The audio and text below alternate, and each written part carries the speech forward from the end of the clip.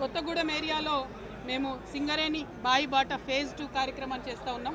మొదటి దఫాగా మొత్తం రామగుండం, శ్రీరాంపూర్, మంచిర్యాల ఆ ఏరియా అంతా కూడా మరి వెళ్ళొచ్చినాము. ఇప్పుడు ఖమ్మం, కొత్తగూడెం వైపు ఉన్నటువంటి సింగరేణి ప్రాంతాల్లో ఈ 3 రోజులు కూడా పర్యటిస్తూ ఉన్నాం.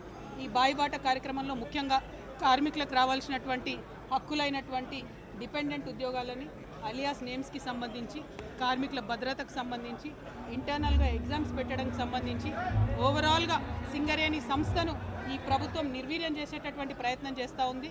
అప్పులు పెరిగిపోతూ ఉన్నాయి. సింగరేణి సంస్థ దగ్గర పనిముట్లు లేవని అడిగితే డబ్బులు లేవని చెప్పేటటువంటి పరిస్థితి ఉంది. కాబట్టి ప్రభుత్వం తక్షణమే సింగరేణి సంస్థను కాపాడాలి. ఏవైతే బకాయిలు ఉన్నాయో డబ్బులు అవి ఇవ్వాలని చెప్పి డిమాండ్ చేస్తూ ఉన్నాను. డిపెండెంట్ ఎంప్లాయ్మెంట్ మీద లీకులు ఇవ్వడం కాదు, స్పష్టమైనటువంటి విస్పష్టమైనటువంటి ప్రకటన ఇవ్వాలని ప్రభుత్వాన్ని డిమాండ్ చేస్తూ ఉన్నాను. మీరు స్పష్టమైనటువంటి ప్రకటన ఇవ్వకుంటే ఈ నెల 20వ తారీఖున ఏదైతే నిరవధిక నిరాహార దీక్ష చేస్తామని హెచ్ఎంఎస్ టీఆర్ఎస్ తరఫున ప్రకటించినామో అది ఖచ్చితంగా కొనసాగుతుంది. అల్టిమేట్గా మంత్లీ 2 టైమ్స్ మెడికల్ బోర్డు పెట్టేంత వరకు కూడా కార్మికుల పక్షాన మేము నిరవధిక నిరాహార దీక్ష చేస్తామని కూడా ప్రభుత్వాన్ని హెచ్చరిస్తూ ఉన్నాం. Thank you. జై తెలంగాణ, జై సింగరేణి.